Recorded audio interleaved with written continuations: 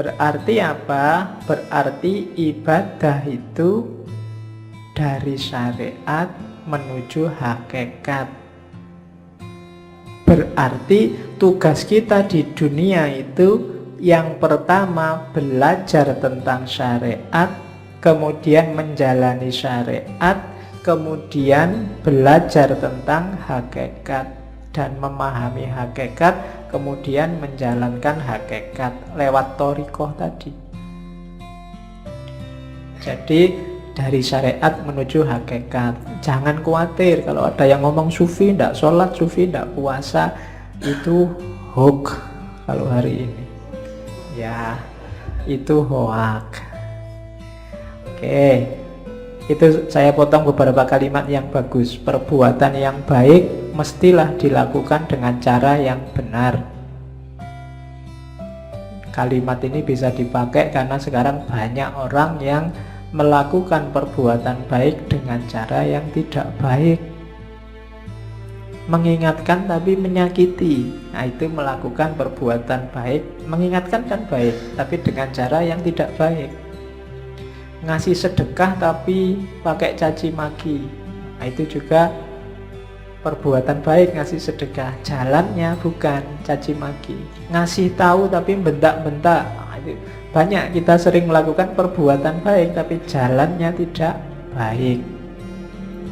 Ada juga yang kedua, berhati-hatilah dalam beramal agar amalan itu bukan untuk dipertontonkan atau diperdengarkan pada orang lain. Semua dilakukan karena Allah, hanya nyari ridhonya. Banyak sekarang orang yang pamer. Dan alhamdulillah media massa hari ini, medsos hari ini tuh mendukung kita untuk pamer. Ya kan? Ngapain dikit aja diposting, difoto.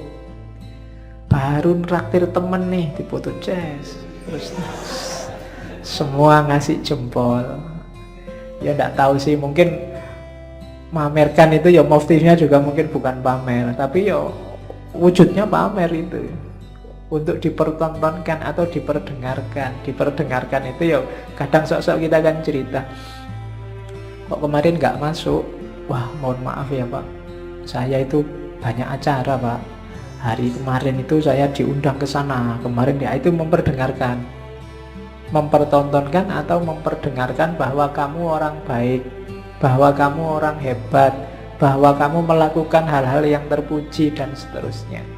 Hati-hati, katanya Syekh Abdul Qadir Jailani, nilai amalmu bisa rusak. Jadi hati-hatilah. Ya memang kita wajib melakukan kebaikan, cuma jangan sampai sudah capek-capek berbuat baik tidak ada nilainya, karena ujungnya hanya pamer. Ujungnya hanya ingin dilihat atau didengarkan orang lain. Yo, hati-hati, tidak akan ketemu hakikat. Syariatnya bener nolong orang, tapi ya karena dipamer-pamerkan, mungkin hasilnya ya cuma dipuji orang, hakikat amalnya hilang. Jadi berbuat baik itu dari syariat menuju hakikat, kemudian pakai thariqat yang baik, dan motifnya harus ikhlas. Ikhlas itu hendak mempertimbangkan efeknya. Apakah dipuji orang, apakah dicaci orang. Kalau memang baik, dijalani aja. Nah, itu rumusnya yang pertama untuk ibadah. Rumus kedua, untuk amalan kita bernilai, kita harus mau namanya tafakkur. Kenapa? Yo, kita itu manusia, sok-sok keliru, sok-sok salah, kadang-kadang tidak pas. Biar pas apa? Ya sering-sering kita renungi perbuatan kita sendiri. Tadi aku ngaji ngapain ya? Niatnya apa? Yang dilakukan apa? Di kampus tadi ngapain aja ya seharian? Padahal aku punya tugas apa? Atau cuma ngobrol aja di kampus berjam-jam. Kemudian itu namanya tafakkur. Kalau malam sempatkan untuk tafakkur, katanya Syekh Abdul Qadir Jailani. Orang yang tidak pernah tafakkur itu tidak akan naik level.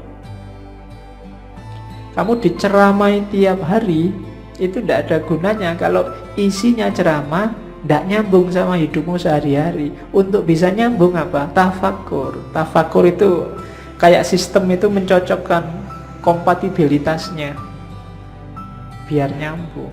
Untuk hidupmu, misalnya tadi nasihatnya Syekh Abdul Qadir Jailani, jangan amal untuk pamer. Itu kan kamu nyocokkan sama hidupmu.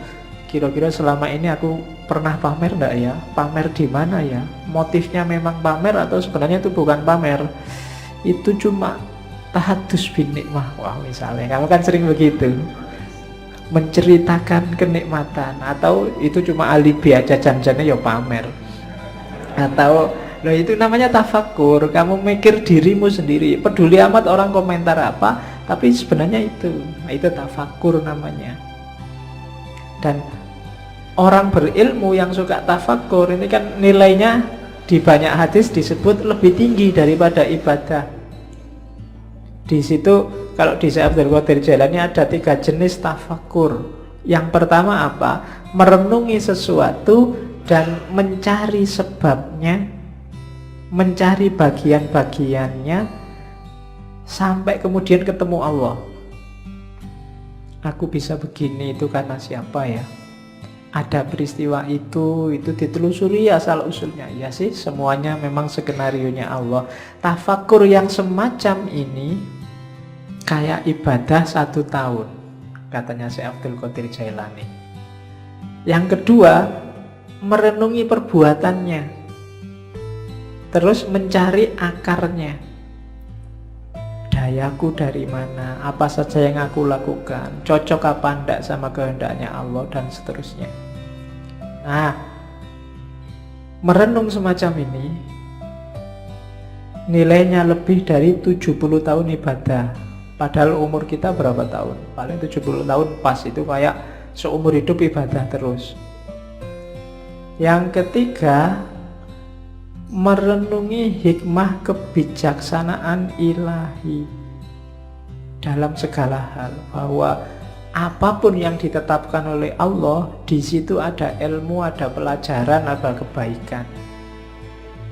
Jadi renungi segala peristiwa dan temukan hikmahnya.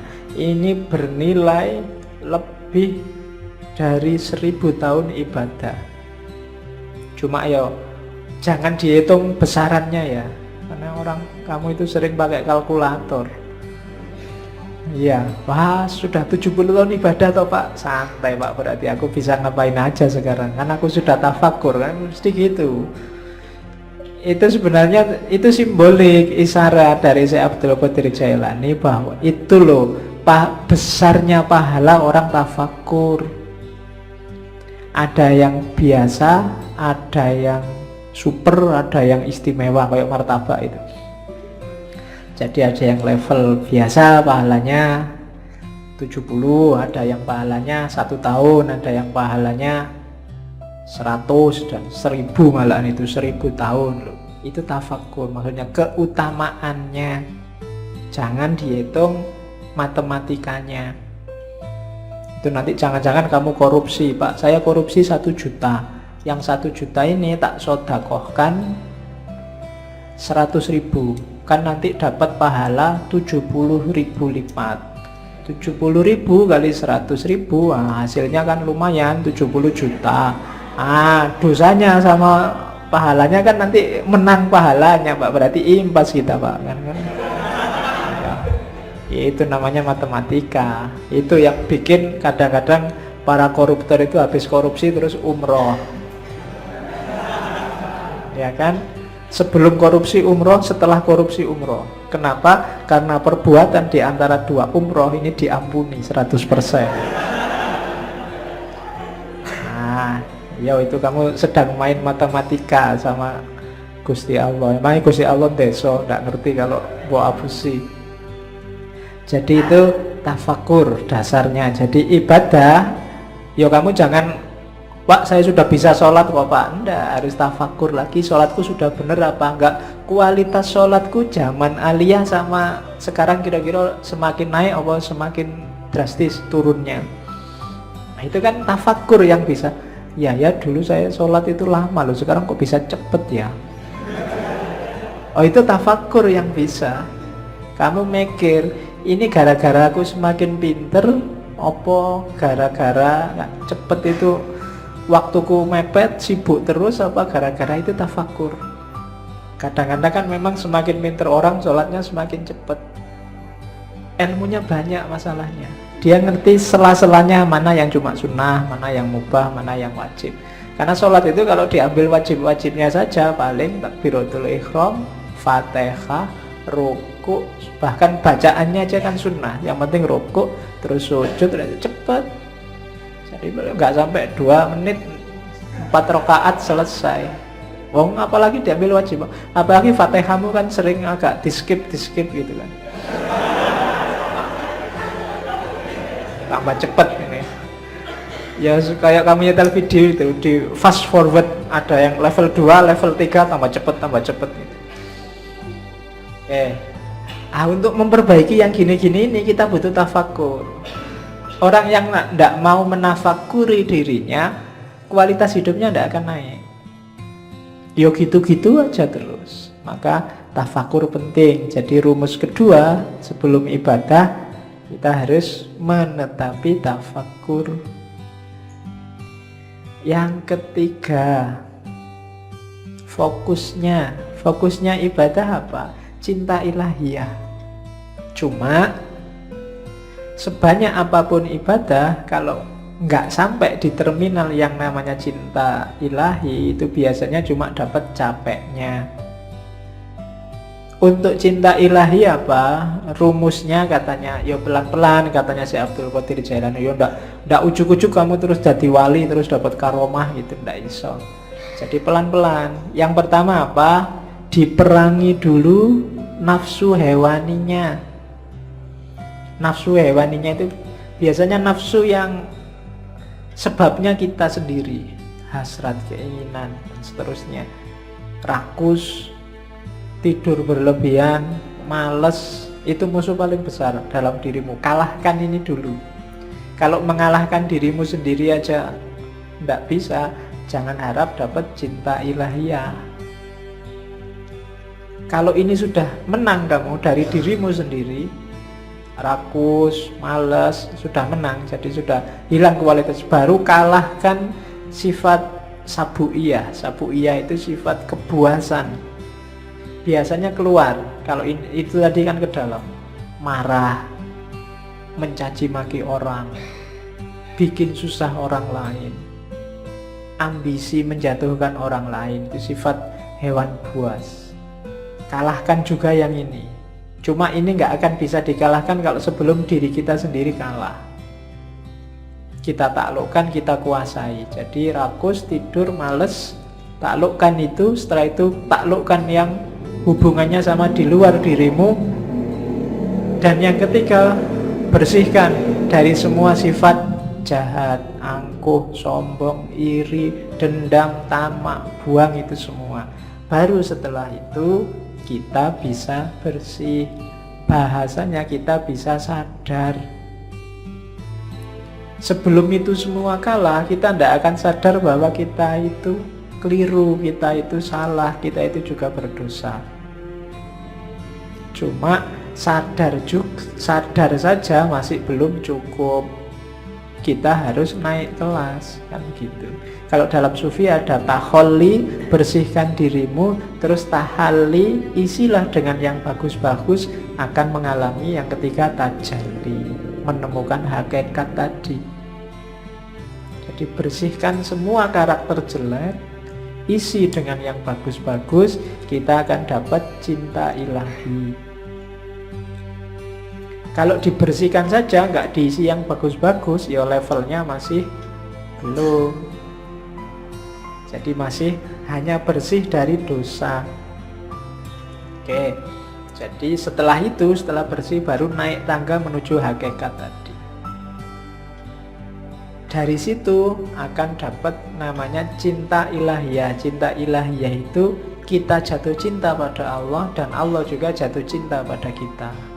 Saling mencintai. Hari ini masih belum. Hanya Allah saja yang jatuh cinta pada kita. Kita belum mencintai Allah. Berpuluh-puluh tahun kita jual mahal sama Allah, padahal apa-apa yang ngasih Allah. Itu kan kayak kamu pacaran, sudah ditraktir tiap hari, diantar jemput tiap hari, masih aja jual mahal. Itu kurangnya apa Allah sama kita. Kita belum masih cinta sama dia, belum. Padahal kita tiap hari minta, berdoa itu kan minta sama Allah, tapi disuruh membersihkan diri nggak mau. Alamatnya kita memang belum jatuh cinta sama Allah. Jadi kasihan Allah, bertepuk sebelah tangan cintanya, karena kamu cuekin dia. Untung Allah itu cintanya sejati sama kita. Jadi ndak mutung, ndak patah hati terus kamu ditinggal, ndak. Kamu ditunggu sampai kamu jatuh cinta padanya. Cuma kamunya jual mahal. Saya ndak tahu kapan kamu sadar bahwa terlalu mahal kamu menjualnya sama Allah. Turunkan dikit lah harganya. Oke, ya kan? Apel sehari 5 kali. Itu pun waktu apel kamu cuek. Bayangkan loh, kalau kamu punya pacar terus pacarmu apel tapi pacarmu cuek. Diajak ngomong tapi pikirannya kemana, lihat kemana-mana, tidak fokus sama yang diajak ngomong, itu kan tidak enak. Dan tiap hari Allah kamu gituin. Waktu kamu sholat pikiranmu kemana-mana, tidak merasa sedang berhadapan dengan dia. Itu kalau manusia biasa sudah nangis-nangis, itu sudah minta putuskan saja aku sedikit. Cuma Allah tidak, karena Allah sangat sayang pada kita, Rahman dan Rahim.